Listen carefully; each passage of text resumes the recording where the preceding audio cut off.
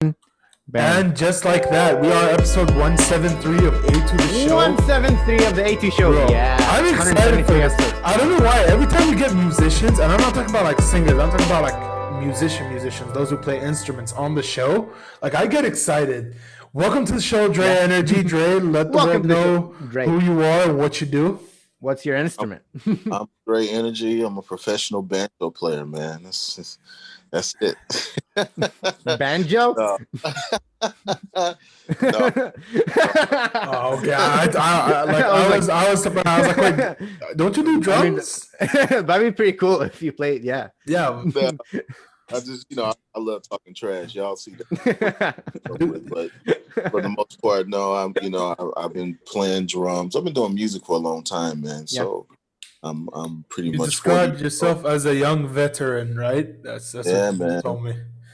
I'm 40 years old, and I've been playing since I was 2. So that's where that statement comes from. Oof! So 2 years old. That's when you played like the drums. That's when you held your first. I was playing at 2 for real. Like really, like playing a whole groove and playing for my church, my youth choir at the church at 2 years old, man. So, it was like one of the prodigies. How do you know this? How do you know this? You were 2. I remember video evidence. There's video. Oh, okay. Video evidence. Real documented facts, people. This show does not deal with statements that have no backed up evidence. So he's got videos. That's pretty cool. You're cool. For sure. Right. Now I was doing that at 2 years old, and at 5 years old, I was in kindergarten playing the show and tell. So I've been doing it for a minute, man. This has been my whole entire life. So I'm really glad. Is there still like are you learning new things at this point, or are you just like repeating and trying to like try different things with the drums? Still learning, man. Still learning. Still trying to be teachable. That's the other part. A lot of times we get so great in our crafts, to our knowledge, that we don't become teachable. And I never want to be the person that's not teachable. I want to be at all costs teachable. Wow. Okay. That's amazing. Tell us a bit more about that. So if you learn something and you know it, how can we teach you more? The drums, you've been playing it for so long. No, it's not.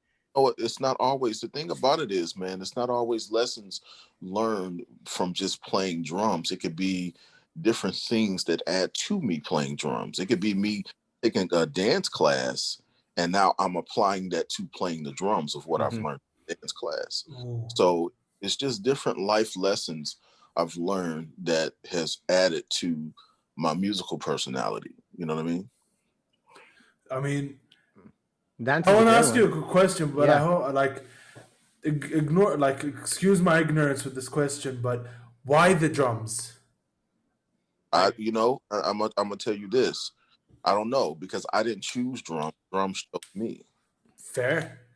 I didn't choose drums. Oh, I can't really give you a definitive answer on why, because I didn't choose it. It chose me. You just woke up one morning and you were like, when he was 2. But I have an older brother that's a professional drummer. So it was always that here in my house. But as far as being able to visually watch, because I've never taken a drum lesson in my life ever. So being able to visually watch and to mimic what I was able to see, that's always been since I was 2 years old, period. Amazing. I see. And you like imitating the stuff you were seeing, is that how you like learned it, by ear? Like you listened to some music you liked and you're trying to drum along? That's still how I learn it. I can actually be hearing something, and so I position myself in my mental drum set, and I just pick a part of how it was done at all costs. How long does it take you? Probably about a couple seconds, like 30 seconds. Okay, not bad. Yeah. Go ahead. No, you good. I was saying, so is it like you listen to the whole thing once and you just know what it is, or is it like you're like, okay, so this part is done like this, and you just start doing it, and you go, okay, so this part is, or how is it exactly? in my mental drum set, yeah, I just pick it apart mentally in a couple seconds. I'm like, okay, this is how it's done, and that's Fair. just able to kind of do that. But I've it's not something I was able to just acquire because it's a muscle, and you have to build that muscle. And I was able to do that over the years, of just playing and trying to study and learn different things and transcribe different things. So that's how that came about. I mean, that's interesting right there. So you never took lessons. It was all just what you saw is what you did. What I saw is what And then I you did. developed it to. So what do you see? So yeah, what were the songs you were listening to that made you Songs I was artist listening you to are? stuff, but I got older, kind of got into the whole jazz thing, whole jazz fusion thing. Um, I did go to school. I did go to school for music while I was in grade. I did learn to read music and all of that other stuff, and I was able to like play other instruments. I was playing drums, but for a couple of years I played trombone. For a couple of Oh wow. years, violin. For a couple of years I played the organ at my mom's church. So I was able to kind of do a lot of different things, man, musically, other than drums. Drums has always been my main instrument, but I've been able to kind of do other things in the music world. Yeah. I've seen a lot of this pattern, by the way, especially with musicians, is that they have their main instrument and then they have a Mhm. secondary instrument. Why do you think that is? Well, because for me, one instrument doesn't win, and I have a whole lot more music in me other than drums. Drums is just the thing that I love the most, but there's so much more music and so much more in me musically that I wanted to explore that, only drums could go so far. So being able to have all of those different sides to me really, really helped me. Even to this day, it really helps me still. It helps So, you how? Discover the well, musical aspects that you haven't touched on? well, for reading music, for reading music aspect, I didn't start reading drum notation. I started reading bass clef. I started reading trombone music notation. So when I did start reading drum notation, it wasn't as hard for me to change over to adapt to that. When I went to a visual performing art school, and when I first got there, I told my band director at the time, I'm like, yeah, man, I'm ready to play drums. I'm ready to get it in. And he said, oh, no, you're not going to play drums. I'm like, but I want to play drums. That's what I play. He's like, no, that's not what you do. And Okay. so with that being said, he put me on trombone, not knowing that it was going to set me up in so many different areas of my life to be able to understand music from a different perspective. Well, maybe it's because like you're playing with people who are on the trombone or who are using the organ and different instruments. So like if you Mhm. can understand what they're doing, it's Mhm. it's easier for you to I can like be talk. more in I can sync. talk to. I can talk to them in musical terms because I understand that perspective. If that makes any sense. Yeah. Ooh. Yeah. It's, Yeah. it's like it's like adding another language to your original language and help like Exactly. Mhm. Exactly. It's like I've been speaking English for so long, but now I can speak Spanish. You know what I mean? Now I can speak French. You yeah. know what I'm saying? Now I can Yeah. speak Mandarin. Mhm. So that's the same thing with music. You know what I mean? This is great. Here, I want to ask you this question. So Mm. since you always have to stay in rhythm, do you find that this rhythm is like also the same in your life and whether you walk or how you do things about Dum, your dum, dum, place dum, or dum. no? No, no. There's a mental practice that I do, but I've gotten to the point that I don't let it consume my whole entire life at this point. It is Mhm. a huge part of my life. Don't get me wrong, and I find myself basking in little rhythms and different things like that in my mind mentally. I wake up playing in my mind. My wife says I play drums in my sleep, so I'm like, okay, but for the part, man. But I'm really on top of just trying to do life at this point. I'm just trying to enjoy the things that are in front of me more so than make it all about one dominant thing, if that makes any sense. Oh wow. Yeah, Um, that makes total sense. Yeah. sometimes, yeah, the music really consumes an artist. They become so obsessed with it and the And culture, and eats them up, their soul up, and they bro, forget to live. it's It's so true. many, so many. I've made that mistake so many times in my life where I wasn't able to enjoy life. I wasn't able to enjoy other things that I may have wanted to do because I was so consumed with music. I was so consumed What? with Yeah. too, that I never enjoyed the other aspects of what life had to bring me. And I'm doing it now. So, I mean, it's better late than never. I mean, so man, bro, it's serious. Well, the thing is, man, I oh, even more so now for me, it makes total sense because I've had at least 30 close to mine die within the last month and a half, I'm you sorry. know, Yeah. and sorry for your loss. yeah, and so, and back in the day, I was hospitalized with COVID and double pneumonia myself. So I want to enjoy life. I want to enjoy the present. You know what I mean? The future is always great. The Wow. future is something to look forward to, but enjoy the present. Enjoy what's in front of you right now. Wow. True. I'm sorry. Was it like COVID that changed your Mhm. perspective? Like you were, well, before pre-COVID, were you like stressing yourself out more with the music? Well, yeah, because I was Mhm. I was trying to get on top with the music. I wanted to be that dude in music. I wanted to do this. If you guys look at it, I don't even really post much on my Instagram page as much as I used to. I was so consumed with trying to keep up with that once a day or post multiple posts.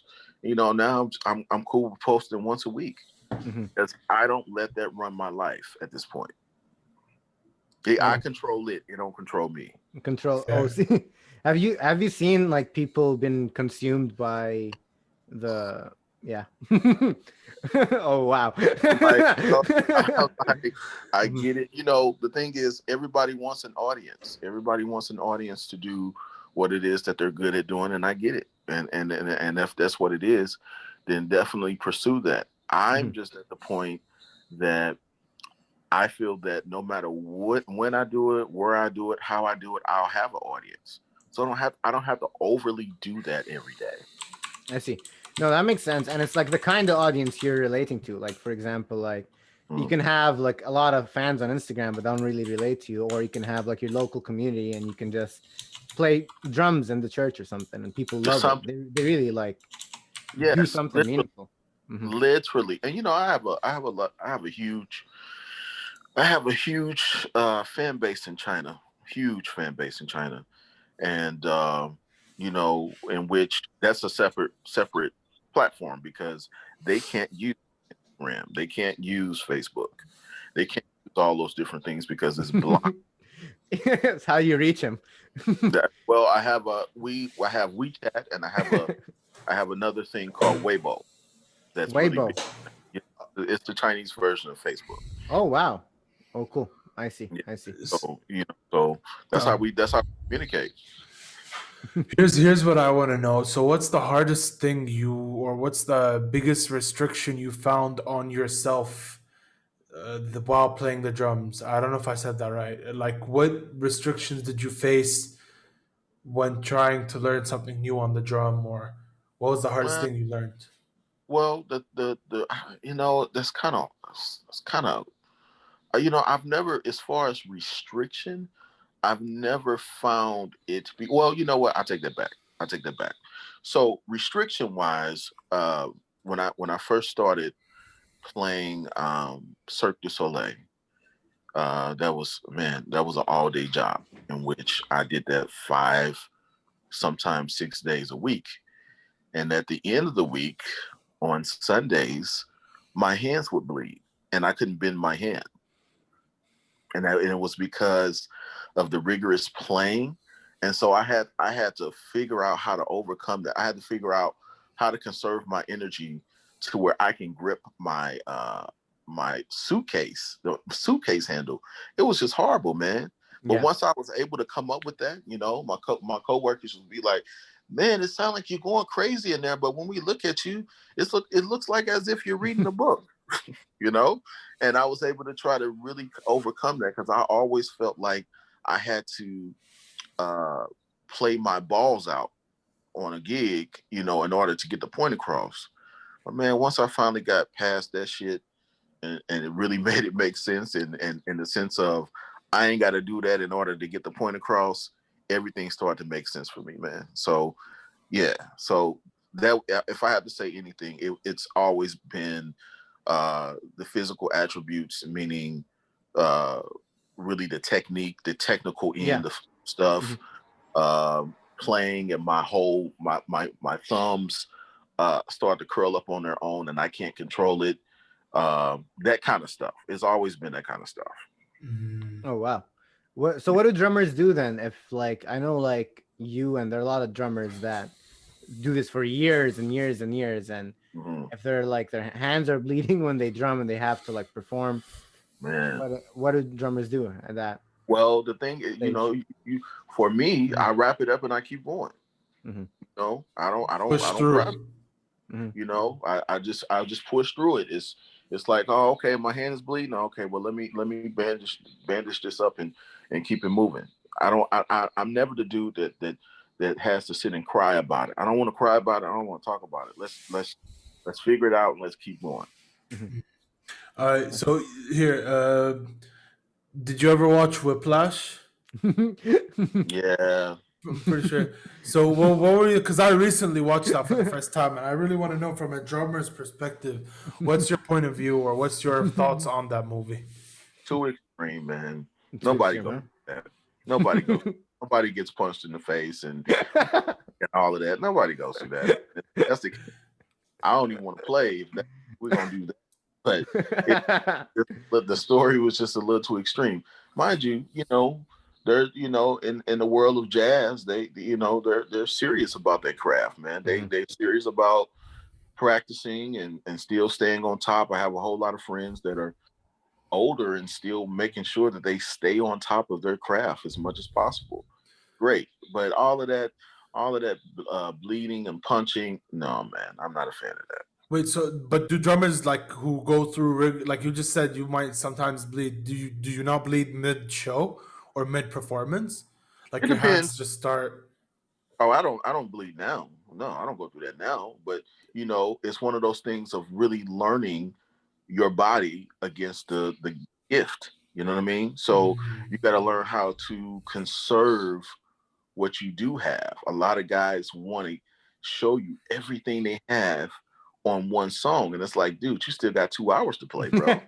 So wow. So it's you got to learn how to conserve and play within the confines of yourself physically and even mentally, man. Because another thing that a lot of people don't realize is that usually playing any instrument, but I'm gonna just talk about playing drums. Playing drums is 90% mental and 10% physical. Ooh. What do you mean by mental? Like just the rhythm of it? No, I did not expect that statement to have to say. Your brain is the nucleus, it's the control center. So without your brain, even if the thing is, like, if I'm tired and I haven't slept well, I'm not going to play well because I need my brain to think. It's like a moving car, you know. The car being the vehicle, the automobile, but it can't move without an engine. You know what I mean? So like sleep, you mean, and just like being on like the right mindset when you're drumming. Yeah. But there are a lot of drummers that do it zoinked out also, from what I understand. You know, a lot of times before I usually have a gig, I take a nap because I need my mind to be open and free. I don't need to be stressed or tired or like, oh my God, I don't, you know, none of that. So a lot of guys, like myself, I make sure my mind is 100% free and open so I can think. Because in order to be a musician, half of the battle is being able to think and being able to think on your feet. Interesting. Okay. Here's another question I've been wanting to ask you. Shout out to Louis Sonam who recently bought a drum kit. He's like trying to learn drums, right? So to those aspiring drummers out there, like what advice can you give them other than your cliche, put your mind to it, work hard, like actual solid advice that you can give to them? Well, learn the craft in the sense of not the tricks, but learn how to do the craft. Learn how to play time. Your job as a drummer is to learn how to keep time.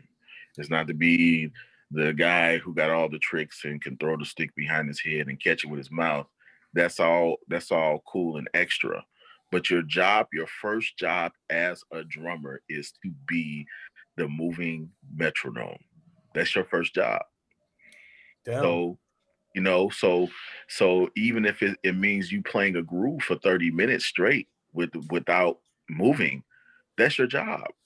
Oh wow. That's Amazing. Yeah. You can't be a drummer with bad timing. It really does need to learn the timing and first. a lot of drummers, guess what they have? Bad timing. Okay. So how do you get good at timing? Well, practice with a metronome. Practice groove, practice time. Practice being able to play, practice being able to when you do a field that you don't speed up or you slow down. That's your job. Your job is to hold it down. There you go. There you go. Lewis, you heard it here. Hold it down. Yeah. So drummers are the ones who keep the whole band in check, basically. They're the heartbeat. They're the heartbeat of the band. Simple. Plain simple. Yeah. I like that. Yeah, that's pretty cool. Yeah. So have you experienced or have you read about drumming in different cultures and traditions, or You know about the Arabic? We have a lot of drums here. Yeah, a lot of our music is to do with drumming. I don't know if you know. I haven't seen a whole lot of stuff. I do enjoy the tabla and all that. That's that kind of stuff. I enjoy that, man. And I really, with a lot of the music that I produce, I really try to put a lot of that cool stuff in my tracks. But have I studied a whole lot of that stuff? Honestly, no, I haven't. It's a shame. I kind of wish you did. More to learn. Yeah, there's Teachable. Listen, Teachable, exactly. You're right about no one can fully the greatest master is a student, right? Is someone who's still learning and trying to add new stuff. So it's great that you are still you have yet to experience different cultures and drumming and different things because now it refuels the passion for what you do.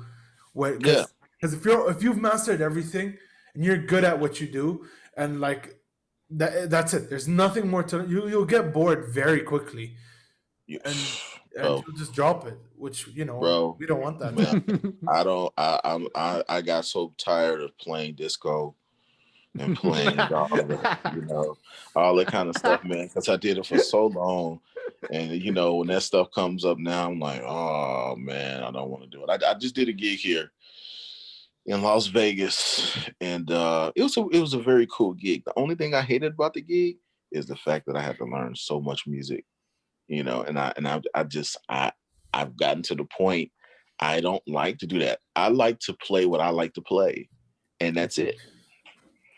That's it. Like learning something new. What were you learning that you didn't know, and why was it harder for you? I don't know. Well, it just depends on the stuff. It's most times the arrangements. If it's a new arrangement, if it's a song that I know, but it's a new arrangement and it has all these crazy hits and all of a sudden where you're used to making the song groove, now you got to break it down and do something totally different. It's that kind of stuff, and it's you have your style. There's a way you've been playing it over and over and over again. Right.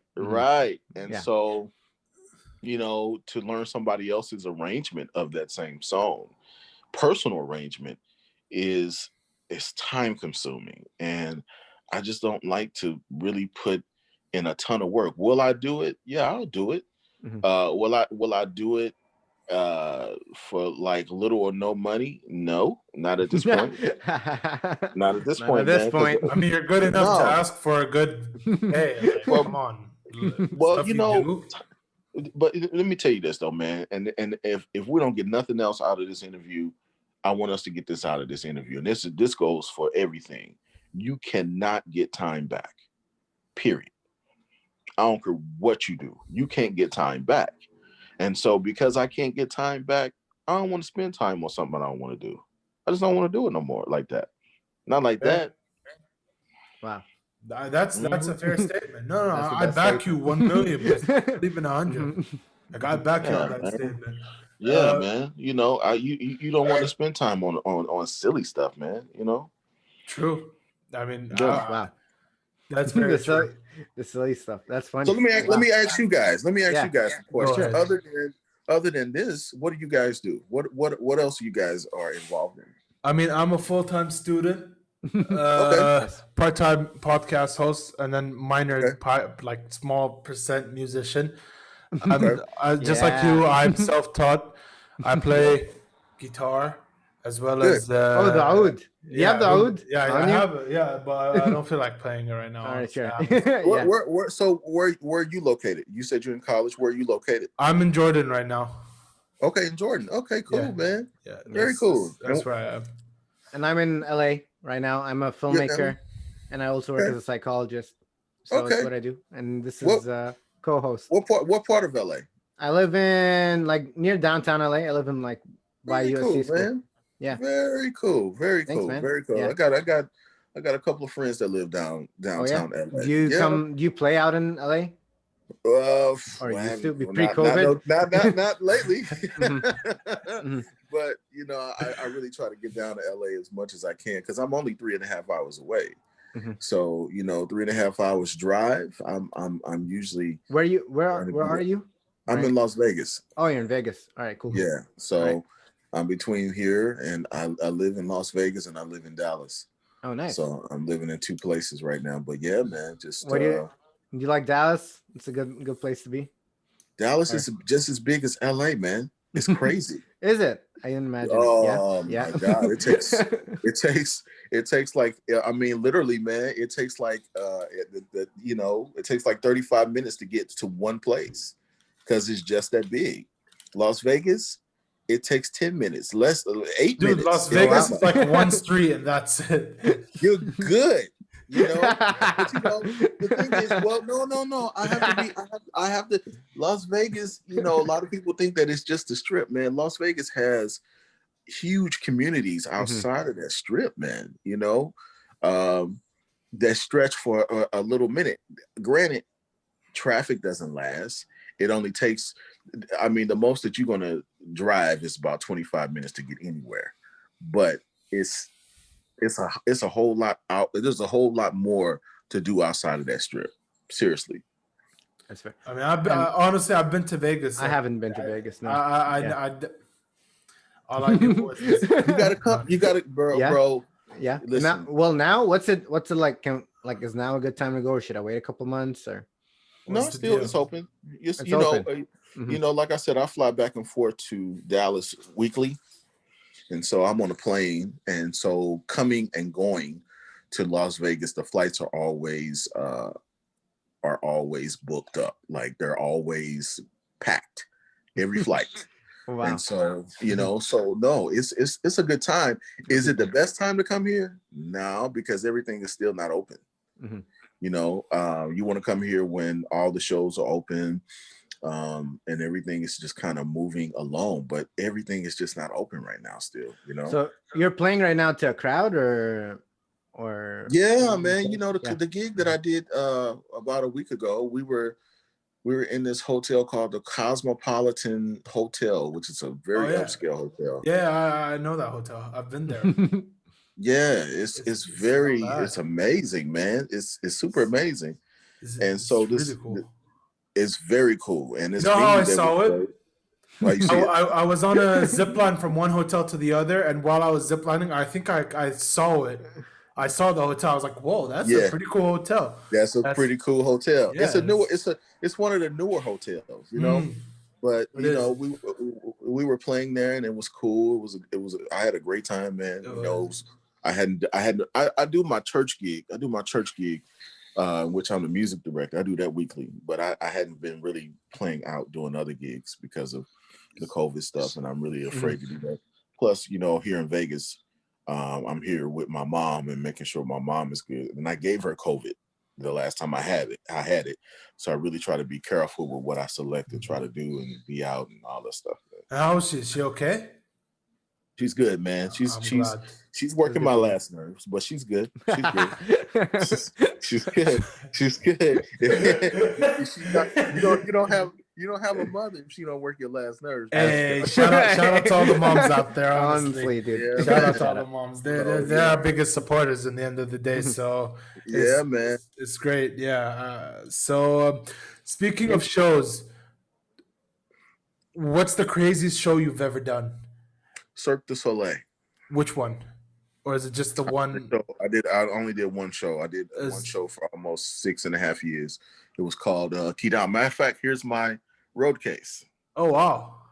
Yeah. Not my bad. road case. My drums are still set up in this road case. Oh wow. Okay, as they so were. What about it? What about it makes it the best show you've ever done? It's the best show I've ever done, but it's been the hardest show I've ever done. Oh. The fact of the matter of being able to read the acrobats, play the music. I got to read the acrobats and play the music and do these hits.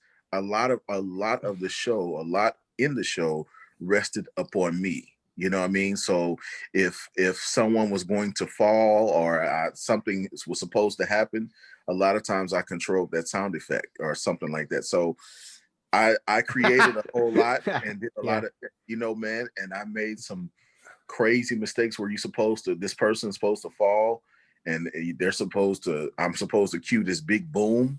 All of a sudden you were here and then you're like, what the heck just happened?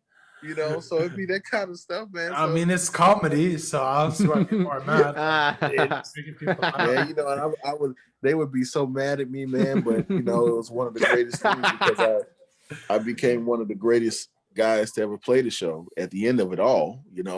But before I went, let me say this: when I first went to Cirque du Soleil, I was really, really caught up in the hype of the fact that I got the gig. I was really super amazed that I got the gig, but I didn't do the work that I was supposed to do in order to be there. I had the music and all the stuff that I was supposed to study a year in advance. I didn't study until a week before I was supposed to leave. Great. And it was horrible, man. And I was on the verge of being fired and sent back home. But it's super. But it turned around in my favor to where I became the greatest guy to ever play the show, the greatest guy to ever to do this show, because I was able to kind of make it my own and do what I needed to do. But man, I didn't study. And I'm okay with saying that, because I want the next person who's getting ready to embark on that position, that job, that big thing. You got to study to show yourself approved. You got to. If you don't study to show yourself approved, you stand the risk of being replaced. Well, that's just the truth of the matter. Yeah. That's the way the world works, though, right? It is. You either do what you got to do or you get replaced. Because at the end of the day, we're all just this screw in this big machine. Nobody wants to listen to number 2 drummer. They all want to listen to number 1 drummer. Exactly. They want to listen to the number 1 or the number 1 period. But the generation of people that we live in, they don't look at it like that, man. They're caught up in the hype of being able to say I'm doing this, but they don't do the study that goes along with this. They enjoy the flex, they don't enjoy the hard work that keeps them in that position. The hard work is I don't want to do that because I don't believe in spending time on that. But hire me, call me. I want to make the money, but I don't want to do the work. I don't want to study. I mean, J. Cole has a beautiful line in there with that. There's beauty in the struggle. Always, man. Yeah, there's beauty in the struggle. There's beauty in the struggle, and there's ugly in the struggle. There's ugliness in the success is the line, actually. Indeed. Beauty in the struggle, ugliness in the success. Wow. Dre, I want to ask, how much does clout have to play in like nowadays with hiring drummers and hiring musicians and stuff? Do they like, are they looking for like someone with a good musical talent, or are they looking for someone with more like clout on Instagram or followers? Or because I noticed that with actors and stuff. With actors now, they're casting more on who has the most Instagram followers. I'll cast you for the movie and stuff. Versus like if you're an actual talented actor, you tell that to someone like Daniel Day-Lewis or Tom Hanks, who's like a talented actor. They're like, "What? I don't need an Instagram following." Right. So what about for music? You know what, man? I'm glad you asked me that. I would say it's so weird because a lot of my friends that are well established in music, they don't have many followers. And they don't have many followers because they've never had to adapt to this new way of life of being able. I always say Instagram is not concerned about what you did, but what you're doing currently. And a lot of guys, you know, that I know, they're still stuck on, well, I did this back in 1998. Nobody cares. So the thing is, do I think that Instagram plays a big part. Social media plays a big part in the hiring of musicians and different things like that. It's a number of things. It's the Instagram, it's talent sometimes, and it's a look. If you have a look, Instagram and all those different things like that, and you can play a little bit, you get the gig. But that sucks. Like, because now you're a drummer. Instead of, not only in general, if you're a musician or you're some sort of, because now you have to spend some of your time on social media trying to look good instead of actually put more time into yourself and be good. Agreed. That's why I say what I say now, that I don't really try to, you know, do all this crazy stuff. I don't get me wrong, I post. Yeah, and I make sure that I keep an audience and, you know, all of that. But am I predicated on the fact that I'm going to post and only post? Nope. No. But not anymore. Yeah, I was. It's pretty cool, but also at the same time, it's like the internet kind of made it for so anyone can post music and anyone can, like, that's outside of the creator got started, or Childish Gambino got started. They got started off the internet, literally. Why go far? Justin Bieber, Justin Bieber, exactly, on social media, on YouTube, literally. Scooter Braun discovered him, and look where he is. Yeah, right, and look where he is, and you know he's made a great name for himself and did all of those great things. But man, you know, I just, you know, I'm getting more into other aspects of business. I'm getting more into the CBD business and wanting to dibble and dabble into the real estate stuff. And so I'm just kind of doing some things. Don't get me wrong. My first love and first love will be music. That's just my thing. But I want to do other things in my life before I leave this earth. I mean, that's great for you to say it. It's pretty cool. So here's what I really want to know about you, Dre. Is there anyone you would love to perform with or play drums for like a short gig? Like a famous rapper or like a... I would love to do Gaga. I would love to do Stevie. I would love to do Stevie Wonder, bro. That's just gonna be fire. Is he still performing? Stevie? Hell yeah. Oh wow. Hell yeah, man. I would love to do. Isn't he lovely? Yes, I would love to do somebody Isn't like he wonderful? Is he precious? I would love to do somebody like Red Hot Chili Peppers, man. I would love to do some other stuff like that. Not bad. Yeah. No, but dude, that's pretty cool. Hopefully one day you get to, bro. That would be so cool. Just to see. You know what? If even if I don't, I've been okay with doing what I've been doing at this point. That's true. You know what I mean? So you know, I'm still trying to do music, but I'm not trying to do music in the sense of I need to do this in order to fulfill. That's just extra credit. Everything else is just extra credit. I was on a world tour for 6.5 years. That's world amazing. Tour non-stop. So where'd you go? Oh man, I went everywhere. I was in South Africa. Ooh. I've been to Japan. I've been to Russia. I've been to South Korea.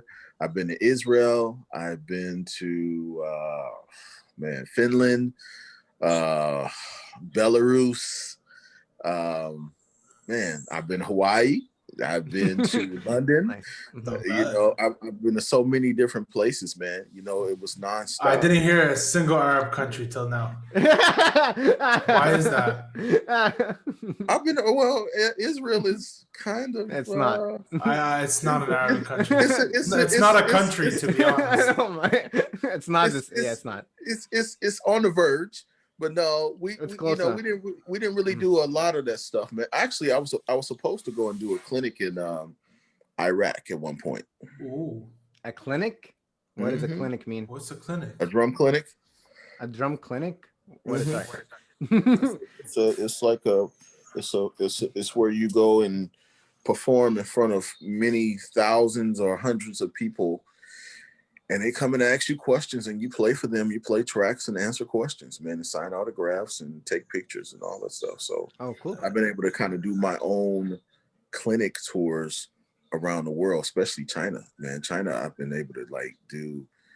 One of my biggest clinics had somewhere around over 5,000 people at it, and they was just there to see me. How did that feel? Honestly, how did that feel?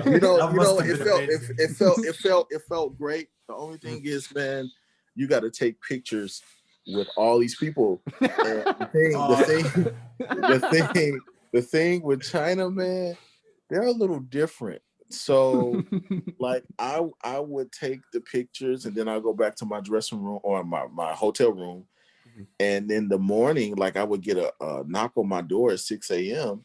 and it would be somebody like a parent from the clinic the night before, and they would just put their son in my doorway to take a picture with me in my pajamas. It's not like, hey, can I take a picture with you? It's like, hey, here, the picture now.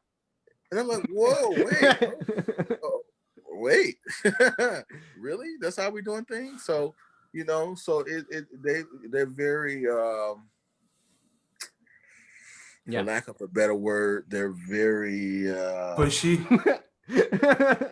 Yeah, their limits are different. They have different standards. Yeah, how about that? I was in line at the airport, and this girl was behind me, and so she just decided that she was just going to jump me in line for no reason. I'm like, how are we okay with doing that? Okay, I'm just going to jump you in line. I don't have no reason for why I'm going to do it, but I'm going to do it, and you better not say anything. I'm like, well, okay, well, fuck it. But it was strange. Cool, Is it strange at all? So I saw this documentary called Tokyo Idols, and it's about how they're young girls in Tokyo, and they perform, and they're just the fan base is very they're older members. It's very worship. They just they worship the artist versus they're fans of the artist. Is this safe for TOS? Is the story safe for TOS, Ali? What's TOS? Terms of service. Oh no, that's it. That's the end of the story. No, but that's no. Yeah. Safe. Yeah, that's it. I keep it clean because I'm sure my wife will see this interview and be like, "What the hell was you talking about?" Mm-hmm. But no, it's never been that kind of crazy for me in China. Mm-hmm. It's just been the fanfare. Oh my God, and a lot of times in China, I would be the only black person that they have ever seen in their life. Yeah. So that's just the truth right there. But I think it's also because China is a bit more conservative, whereas Japan is more liberal in a sense, right? Oh, yeah? I don't know about that. They're super more liberal than China, as opposed to some of these little cities I went in China where they was in the middle of nowhere and they seen black people ever, they're touching you like you're a statue or something. They grab your butt while you take pictures and stuff like that. What? Oh, it's the same. No different. Mm-hmm. Chill. So it's chill. I'm serious, man. It's been that's so funny. They touch you. All you gotta do is this and have a roll. You're Buddha, bro. That's it. I'm like, that's my butt. You know, but That's fun. it's because I guess you're supposed to be different, or I don't know what their thing was, but they've always been they've been very kind to me. Don't get me wrong; they've been some of the most super kind, generous people to me on this planet, but they also have been a little weird. Hey, that's all of us, all over the world. In their defense, in their defense, right? And I love to play devil's advocate sometimes. China has been like very cut off in internet and information wise. Oh, big right? time. Like, so Yes. so they don't really know about like the different cultures of the world. All they've ever known was China. And if you look at the size of the country, it's like it's a continent of its own, right? So it is. So it's like to them, it's like, whoa, like you exist? What? So right. Like if I go to China, I bet you anything they'll be like, Nanda Koreo. It's, right. Right. And I'm like, yeah, I exist. Their culture's a little different. They like to eat everything that's like the weirdest thing. Like they like to eat dogs and puppies. And, if it moves, it's edible. Have you ever eaten dogs? Have you ever eaten a dog? No, not let me say not knowingly. No. Oh, wait a minute. Wait a minute. Dre. Not knowingly. Dre. I can't. I'm not gonna do it. So you traveled around the world. You went all these places. You came back, and you're like, music. I really love it, but there's something else to life. Can you tell us a little bit more about what is that something else to life that? Well, I've just recently discovered that after being really sick and having friends who were checking on me while I was sick, they got sick a week later and they died. Yeah. All of those different things played a part into me knowing that. And so the present is very, very important to me. It's, I live by this thing, give us this day our daily bread. That means the present. That means where I am right now. The future is great. The future is something good to look forward to, but the future is nothing if I can't enjoy what's right in front of me right now. And that's what I live and I thrive on. And I do everything in my power to make sure that I satisfy those urges, because that's much more important to me. I mean, but you didn't have that before? Like before that, I don't understand, because you're playing drums. I was just playing music. I was just you have to be in it to, don't you have to be in it to play the drums? I was more worried about music and money. I was more worried about music. I was worried about trying to make every single dollar I possibly could, and more so concerned with those things as opposed to the things of life, love, family, the energy around you, all those different things I was never really concerned with.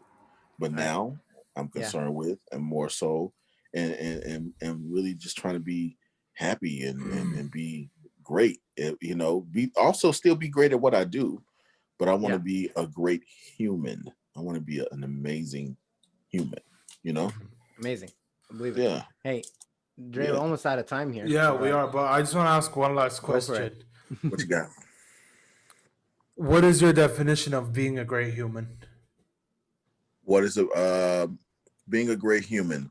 Looking out for your fellow brother, not tearing your fellow brother down, paying attention to all the different things that are around you that give you answers to different things that you might be looking for. Sometimes we go way out the way to try to find answers, and it's right under our noses. So I really try my hardest to meditate and to listen to those things, and to be more so of an instrument rather than be someone that's trying to play the instrument more so. I want to be used more so in whatever I'm doing, even in this conversation, even if it's meaning that I learn something from you guys, I want to take something away from you guys. So I open myself completely with no hesitations. to try to learn anything from you guys. So that's my thing, you know, being teachable again, or being open and vulnerable, and really, really just trying to love. Love wins all, man. I'm Love telling wins you. all. There you go. Love wins all. Yeah. Amazing. Love wins all. You guys look like you. Where do you get the energy from? Where do you get Dre energy Love wins from? all, y'all.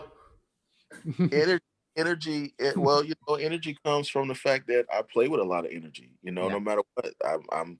You know, you feel the energy while you play with me. If you don't feel energy while you playing with me, there's something wrong. But that's just been my thing. Someone gave me that name a long time ago, and I just kind of stuck with it. So I'm very energetic when it comes to music. When it comes to playing music.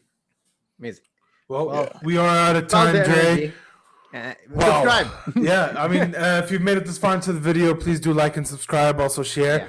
Do follow Dre Energy on his socials, which you can find a link in the description below. In case they're listening to this on Spotify, would you like to let the world know where they can find you? Well, I'm on this new record with one of my good brothers. His name is Jamal Nichols. He just recorded his solo album, and I'm on like 2 or 3 tracks. It's called Black.